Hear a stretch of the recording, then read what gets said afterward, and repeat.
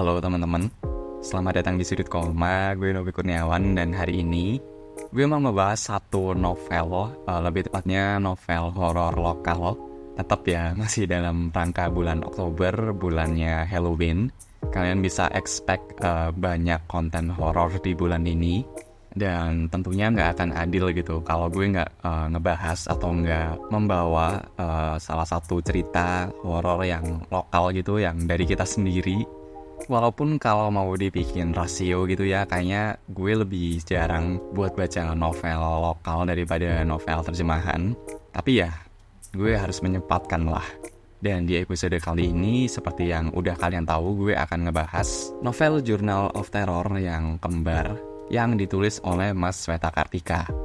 Journal of Terror ini sendiri punya berbagai format gitu ya. Ada yang format novel, ada yang format komik, bahkan ada yang series. Tapi kalau yang series kayaknya cerita lain lagi deh. Maksudnya si karakter utamanya udah besar. Entahlah, gue nggak tahu sih, gue belum nonton. Dan gue juga nggak tahu dia streaming di aplikasi apa. Tapi yang jelas di video kali ini gue akan ngebahas versi novelnya aja. Nah, sudah jelas karena judul satu ini punya subjudul gitu ya, kembar. Sudah berarti bahwa cerita satu ini tuh series dan memang sudah ada buku keduanya yang judulnya Titisan kalau nggak salah. Tapi gue belum baca, gue baru baca buku pertamanya yang kembar tadi.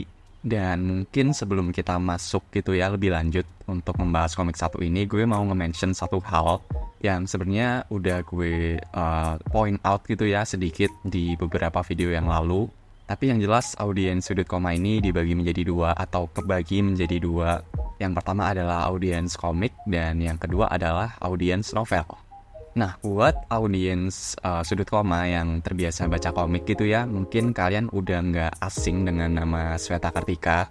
Tapi mungkin bisa jadi buat teman-teman pembaca novel, nama ini tuh asing atau baru buat kalian. Nama Sweta Kartika sendiri udah cukup besar gitu ya di ranah perkomikan lokal. Beliau adalah salah satu maestro besar lah di ranah komik lokal. Karyanya banyak banget, salah satunya adalah komik H2O yang udah gue bahas sebelumnya. Dan gue nggak tahu sih kapan tepatnya, tapi mungkin mulai 2020, gue bisa aja salah sih. Tapi akhir-akhir ini Mas Sweta udah merambah media lain gitu. Salah satunya adalah novel. Dan Journal of Terror ini adalah salah satu novel dari Mas Sweta. Kenapa gue mau nge-mention hal tadi? Ya siapa tahu dari teman-teman yang biasa baca komiknya Mas Sweta mau nyoba gitu baca novelnya. Ya siapa tahu kalian penasaran, dan buat teman-teman yang baca novel, kalian bisa coba untuk baca komik-komiknya Mas Sweta. Gue pengen menjembatani kalian berdua sih, audiens yang baca komik dan audiens yang baca novel. Oke, itu aja. Kita langsung masuk ke pembahasan Journal of Terror-nya. Journal of Terror adalah buku novel dengan genre horor yang menceritakan tokoh utamanya yaitu Prana yang sebenarnya terlahir kembar. Namun sayangnya saudara kembarnya tidak selamat dalam proses kelahiran, dan hal tersebut juga gitu yang menjadi origin story dari tokoh utama kita yaitu Prana. Dia mulai bisa melihat hal-hal di dunia seberang tuh kalau nggak salah waktu umurnya 5. Dan triggernya adalah Prana bisa melihat mereka melalui mata saudara kembarnya yang meninggal tadi. Menarik kan? Nah, di sepanjang cerita kita akan disuguhkan berbagai cerita horor yang dialami Prana yang ia tuliskan ke dalam sebuah jurnal, hence the title, Journal of Terror. Dan mungkin bisa dikategorikan sebagai kumpulan cerita.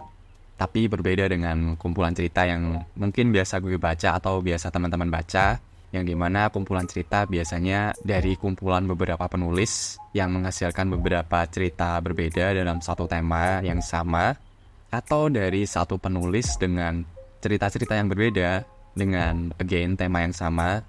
Di Journal of Terror ini lebih ke kumpulan cerita dari satu penulis yang sama yang memiliki berbagai cerita dari satu tokoh yang sama. Di sini tuh lebih ke pengalaman teror dari satu orang aja. Maka dari itu gue nggak akan ngebahas satu persatu ceritanya tuh gimana, karena esensinya sama. Ini journaling pengalaman horornya Prana yang akan dituturkan dari mulai dia kecil waktu dia pertama kali bisa melihat dunia seberang sampai dia dewasa gitu. Well, nggak dewasa juga sih sebenarnya. Kayak dia masih muda gitu, masih SMA mungkin, sampai di akhir bukunya. Tapi yang jelas format dan sinopsis singkat dari buku ini tuh seperti itu. Nah, mungkin kalau ada yang nanya gitu ya, ini horornya tuh horor yang gimana sih?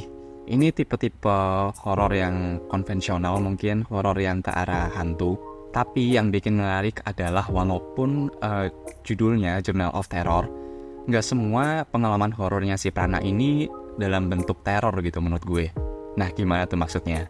Jadi pengalaman horornya tuh kebagi menjadi banyak jenis. Jadi core-nya tetap horor tapi ada yang dibending ke sini, dibending ke sana. Seperti yang udah gue jelasin tadi, ada satu cerita di prolog yang lebih ke origin story-nya dia. Itu ya teror. Kemudian ada cerita pertamanya yang horor tapi dibending ke drama romance gitu. Penasaran nggak? Kalian bisa baca sendiri sih bukunya. Babnya namanya Alina. Ini merupakan cerita terpanjang dalam buku ini. Ya, sekali lagi dia horor yang dibending ke arah drama dan romance. Kemudian ada cerita yang berbasis teror lagi, tapi nggak seperti cerita prolognya. Ada teror-teror yang singkat. Kemudian ada juga cerita horor yang cuma sekedar penampakan aja gitu. Nggak ada terornya dan nggak cukup menghantui gitu. Tapi yang jelas gue suka bagaimana novel satu ini tuh punya berbagai cerita. Jadi isinya tuh nggak tokoh utamanya diteror terus-terusan gitu dan dia ketakutan, nggak kayak gitu. Horornya tuh bisa kemana-mana dan itu gue suka. Kemudian kita lanjut ke hal-hal lain apa aja yang gue suka dari novel satu ini.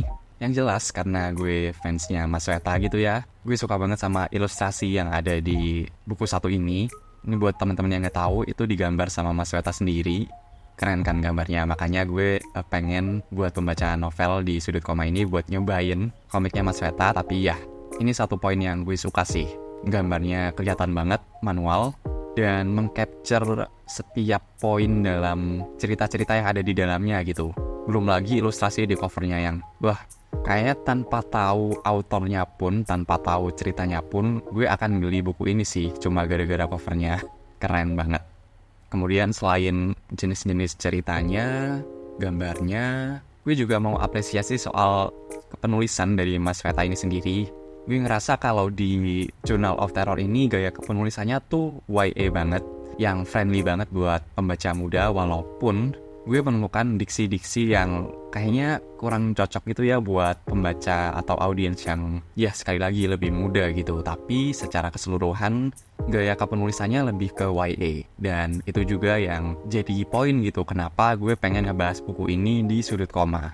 Gue banyak banget gitu menemukan novel-novel dengan gaya kepenulisan yang YA gitu, yang memang ditujukan oleh audiens yang adult. Tapi mostly tuh kenapa fantasi ya dan distopian mungkin. Kayaknya baru kali ini gitu ada YA yang horor. Mungkin emang referensi baca gue yang kurang lebar, tapi ya ini buku YA horor pertama yang gue baca. Maka dari itu gue pengen ngebahas buku satu ini ke kalian. Itu aja sih, sebelum kita mengarah ke hal-hal atau kekurangan yang gue temukan sepanjang membaca Journal of Terror ini. Sebelum kita ke sana, karena ini kumpulan cerita esensinya, seperti biasa gue akan nge-mention cerita mana yang ya jadi favorit gitu. Tapi sebelumnya lagi, mungkin gue akan bacain gitu ya ke seluruh judul di Journal of Terror ini. Yang pertama ada prolog, itu cerita origin story-nya tadi. Kemudian Alina yang dibagi menjadi 3 bagian, panjang banget. Kemudian ada cerita penghuni pertama, ada cerita paman datang, kemudian rumah gang kenanga, tamu kelima, dan cerita terakhir warisan kembar. Kemudian ditutup dengan epilog yang esensinya ya cerita juga sih. Tapi yang jadi favorit gue di sini adalah paman datang dan warisan kembar. Paman datang karena gue suka gitu dia mengangkat konsep dari, tahu kan lagu anak-anak yang kemarin paman datang itu. Gue gak akan nyanyi demi keamanan telinga kalian.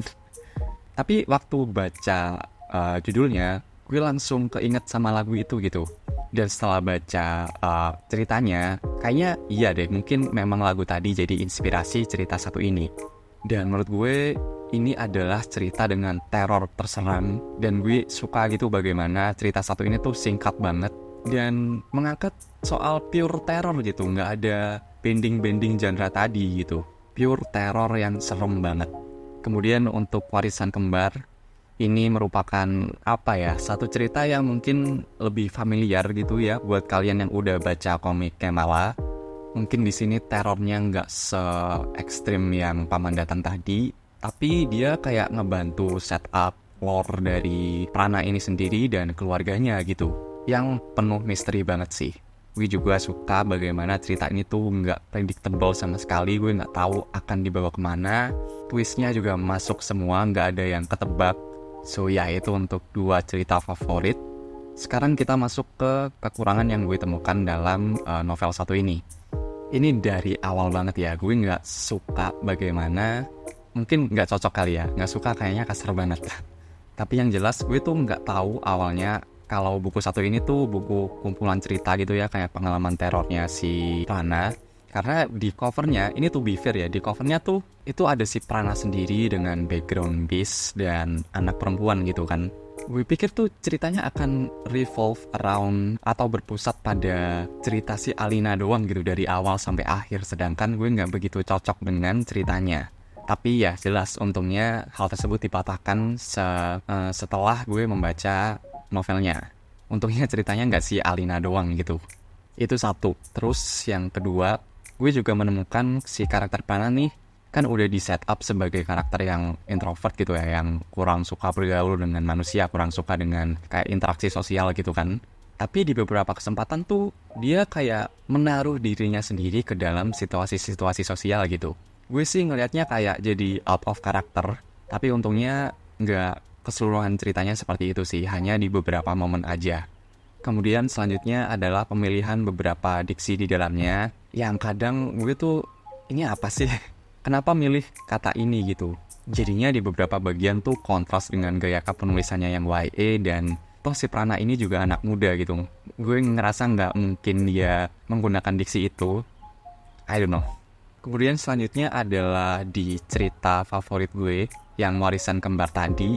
Ini plus minus sih sebenarnya, karena gue ngerasa sekali lagi gitu, gue familiar dengan cerita Warisan Kembar gara-gara gue baca komik Kamala tadi kan.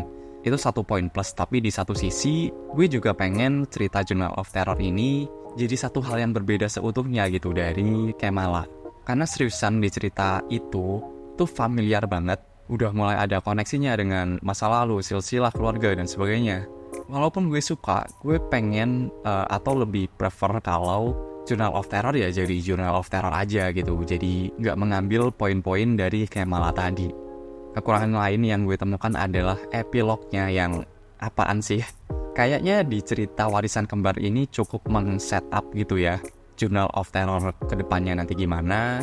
Cukup bikin penasaran juga kenapa harus ada cerita lain lagi di epilog, yang malah menambah lagi makin mirip si Kamala, judul horor lain dari Mas Meta di line webtoon. Itu sih, dan kekurangan yang menurut gue bisa mencakup overall atau keseluruhan dari Journal of Terror ini adalah unsur kembarnya. Nah, kembar di sini bisa merujuk ke penglihatan Prana yang berasal dari saudara kembarnya tadi, sekaligus warisan kembarnya. Mungkin gue jelasin sedikit kali ya. Jadi di cerita Warisan Kembar tadi, si Prana itu lagi kumpul sama keluarga besar. Intinya ada satu poin dalam ceritanya yang seperti judulnya, bagi-bagi warisan dari kakeknya si Prana. Dan ada satu pusaka kembar, sepasang keris kembar dari sang kakek yang kemudian diwariskan ke Prana dan salah satu sepupunya. Nah, kembar tadi juga bisa mengarah ke sana. Nah, tapi menurut gue, kita udah terlanjur dijual dengan narasi kembar sebagaimana penglihatan Prana berasal dari saudara kembarnya gitu. Yang mana sayangnya nggak terlalu dieksplor, hanya dieksekusi dalam satu chapter yaitu prolog tadi. Dan selebihnya nggak ada, nggak lanjut.